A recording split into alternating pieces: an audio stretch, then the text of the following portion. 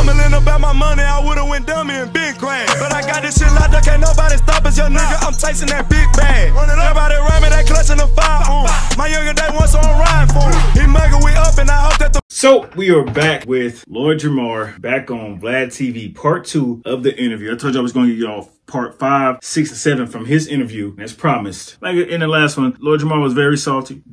Thought one disc was not good enough, so he said, "Oh, I got a whole song on Eminem soundtrack," and Vlad was like, "Yeah, but not really." So here we go, Lord Jamar on Young M.A. out rapping Eminem on his song Unaccommodating. It's part 5. Here we go. And she did not on the Young M.A. song. She starts the song off, right? And she's like, she says some slick shit. Yeah, she did. I'm not a huge Young M.A. Like I said, he about to say too, I'm not a big Young M.A. fan, but she did her thing. She can rap. She for sure can rap. I don't like all her music, but she did her thing on that Unaccommodating, boy. M.A. fan, but I'm like, oh, she's really like spitting on this album. And then he comes in, and it doesn't really, like, he's saying a lot more stuff, but I felt it wasn't as good as what Young M.A. was saying. And I remember when I put that out there, someone was like, go ahead. What are you talking about? Young M.A. had like, 10 bars compared to like 100. And I'm like, it's not about the quantity now. Or the speed. Or the speed. But with Eminem, you get quality, quantity, and speed. So you mad that he giving you 3 instead of 1, 2? I don't know. That seemed a little weird to me. And, this is something we've talked about. Like, you don't have to fit in 1,000,000 words to make your shit hot. Like, some of the hottest shit is very simplistic and just has a feel and a cadence to it. What'd you say? Yeah, because some of that shit is the dumb shit. It's the Lulus.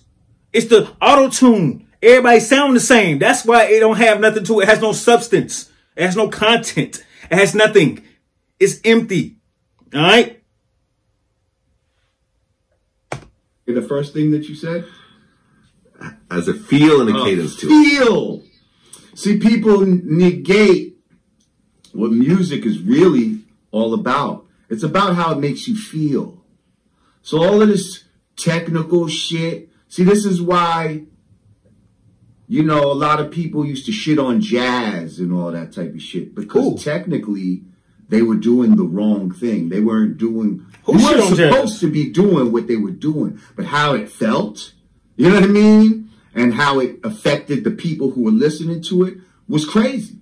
But in a technical sense, a lot of that shit was wrong. You know what I mean? So you saying that, Lord Jamar, that mean you fuck with these new niggas. You being from supposedly a legendary rap group that helped rap hit the forefront. You rock with these new niggas because of the feel.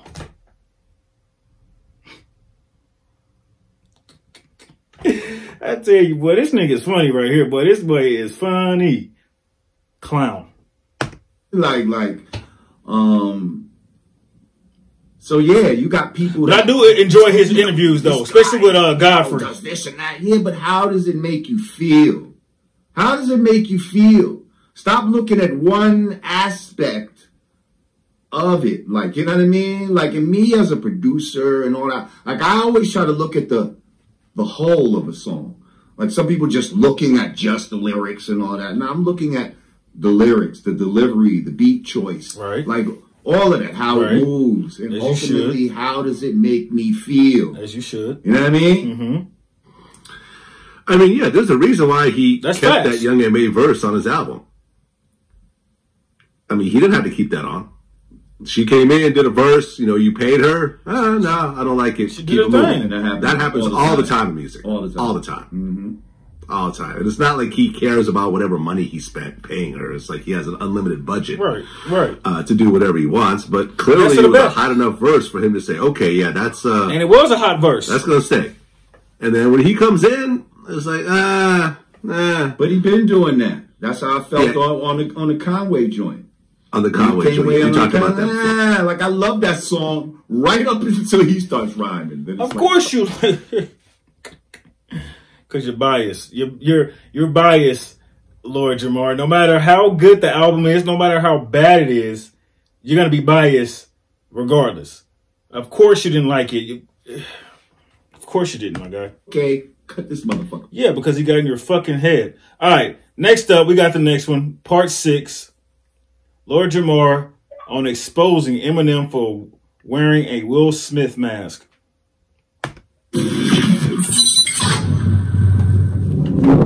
Since last time you come in, you actually posted a picture of Eminem wearing a Will Smith mask. Yeah. Mm-hmm. Which you basically said was blackface. Well, it's kind of like a bruh. So you when it's Halloween and niggas is wearing masks or people just have masks, you call that. So if I put on, they got the Donald Trump mask and they got the president mask, and I see everybody wearing them, from Asians to Hispanics to black people to white people, that's whiteface. So when you put on a mask and you're a white person and it just happens to be a black person, that's blackface.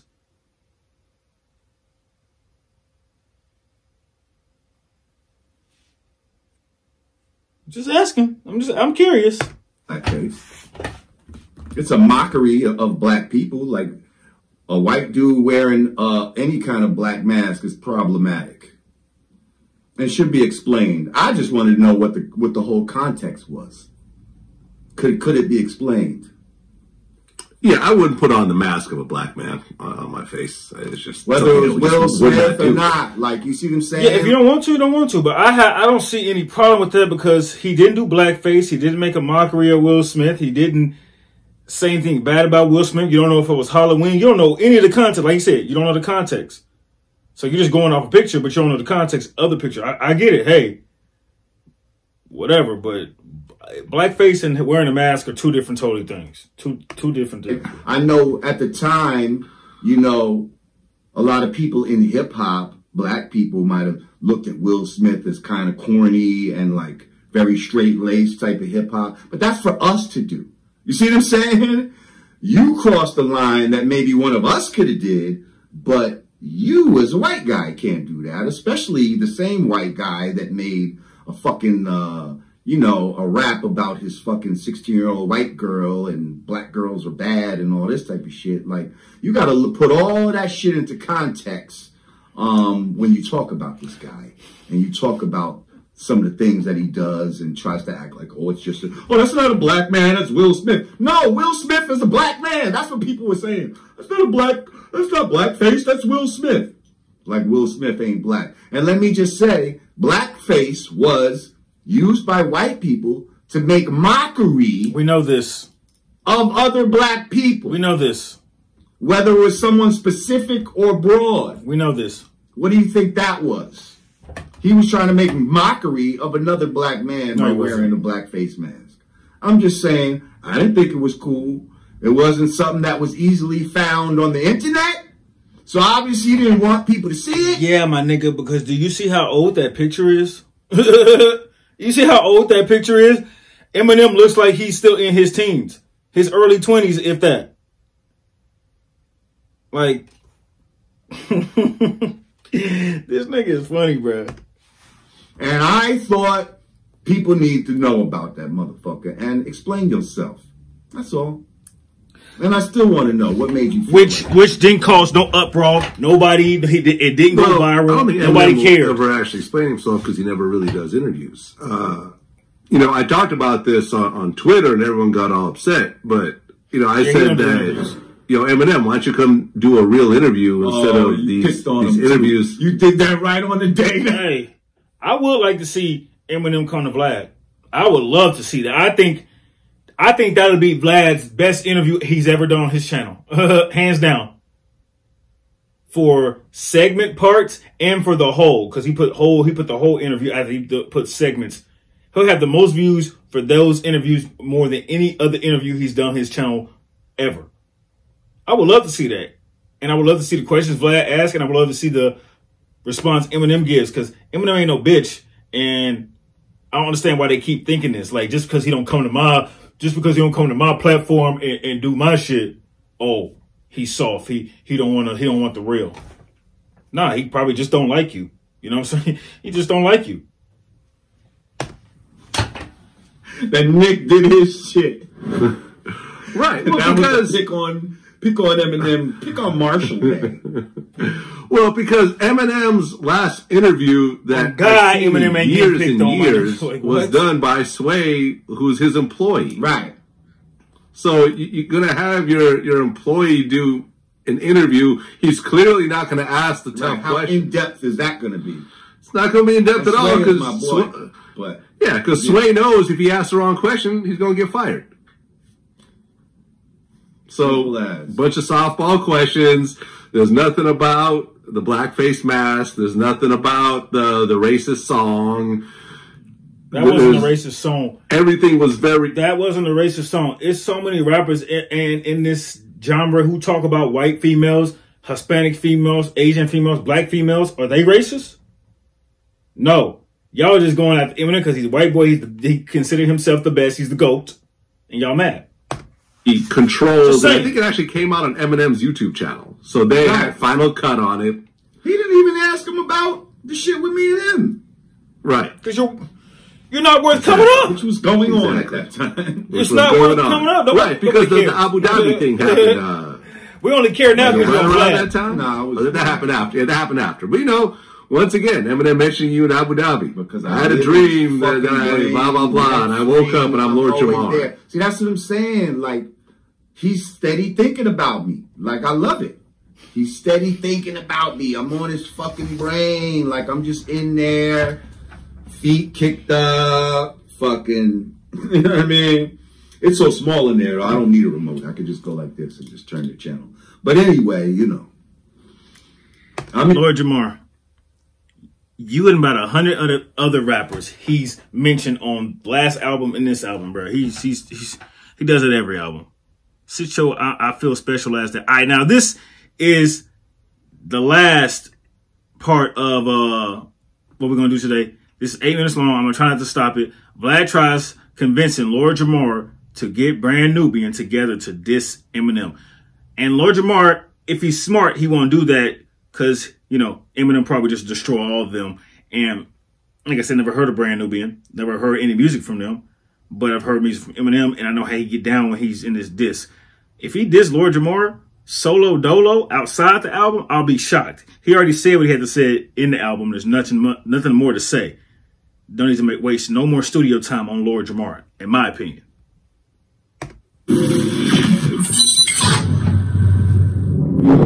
Well, what did you think about the songs that Nick Cannon dropped about Eminem?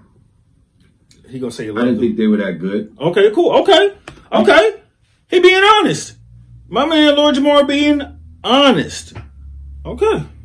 So I need to hear. Even when he shouted me out and all of that, it's like I mean, I liked that he said something to him, but they weren't strong. They weren't strong songs. No, you know what I mean? Like, I don't know if I liked having all those battle rappers on there. You know what I mean? Like, I feel like he might have just did it himself. Or did it kind of how Eminem did it, where they just rhyme regular, not even addressing it, and then he goes and gets on Eminem. But I don't know. I feel like he changed up he tried to rhyme in what he felt was like a serious tone or some shit like that. I don't know. Like, Nick Cannon is just a funny guy. Like don't he's a fun boy. It's like he's a fun boy. That's what I feel like. I don't know. But I didn't think they was dope. Okay, logic. But I like the spirit of them. Logic. You know what I mean? I like the spirit of them. Lord Jamar said you was a guest in the house. You know what I mean? I was like, okay, Nick, but it's still, you know, I wasn't loving the song, but I appreciate him shouting me out. But, you know, I got to keep it 1,000. Like, it wasn't hot, but neither's none of this shit that Eminem is saying. So I'm like, damn, ain't nobody dropping nothing hot now. Do I have to drop something? Well, this is what I've always been saying, right? What I've always said was that Brand Nubian needs to drop a response song to Eminem. All three of y'all. I don't want to drag my brothers into exactly. They you don't want to drag your brothers into getting their asses handed to them. That's what you would want to do. and you won't make it. Lord Jamar, I want to see Lord Jamar make a diss song by himself. It's solo dolo. I want to hear this nigga rap by himself. To it, that's, you know, that's on them. But I'm not gonna, you know, drag them into anything. You know what I mean? But you know, listen, with all the trash that's going out here right now, I'm really listening like, wow. Like, y'all are kind of almost making it easy for them. So if you think Eminem is trash, what you think of these new niggas? I'm going to just keep I'm curious to think what he think of these new niggas. This is all like, see, if I drop something, guarantee you it's going to be something that black people could feel. That's all I can guarantee you. Like, I'm going to go in that chamber that he could never go. Like, even though he had an Almost Slaughterhouse on there, what he tried to do is, right, he put them on there because he felt like that was his only chance of getting black people to really listen to a diss against me. He thought if he gets a group like Slaughterhouse on there. So, you think the diss against you, that we could know that it was a diss against you because we saw there were black artists on that before we listened to it, but it was a diss against you? That's the only way we'll listen to it? Without listening to it to know it was a diss on it? Huh. Okay. That makes sense. This nigga, bruh. Did you hear what he just said? He said that's the only way they would get black people to listen to it. How would we get black people to listen to it if we have not listened to the track, if we don't know it's a diss on the track because we haven't listened to it? He had plenty of black artists on this shit. He had a white artist on his album. That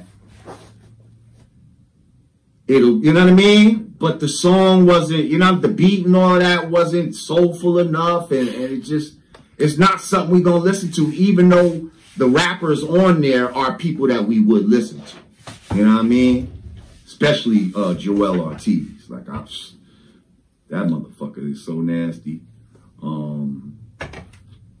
He not even black. Yeah, it still didn't work. Like, it still didn't work. And Joel so Ortiz not even black. Shit that'll be Ortiz, Joel. And niggas will be like, oh, that's some soulful shit. But then the white people's not going to care about it. I can make the dopest shit in the world, and all the stands will be like, you know, that was whack. Eminem destroyed you. You might as well lay down and die and all this stupid shit. You know. So, whatever. Well, look, my suggestion, call DJ Premier. Have him give you just the baddest primo beat he's ever made. He's good at this type of thing. Please don't, right. Primo. But I feel like please don't get him nothing, Primo. You know, something about Eminem, and I think they feel like he got a certain power. They wouldn't want to be attached to something like this. Exactly. They don't want to put their name on something like this because they feel like it's gonna, you know, fuck them up in the long run or something like that. You see what I'm saying? They just know that, oh, that's like you call, hey, Primo, let me get that beat. Yeah, I'm about to diss this nigga. Primo going, okay, bro, I got you. That's what's up. Who you dissing? Oh, I'm about to diss this nigga Eminem. You breaking up. I can't hear you. Click. Like, what? He don't want to be a part of that because he know it's going to be a massacre. No matter what beat he give you. You just said that earlier in the last one. You said, no matter what beat it is, can we feel it? All right. I'm telling you. Let me say this. Trust me. Listen, I got mad people that hit me up behind the scenes all the time.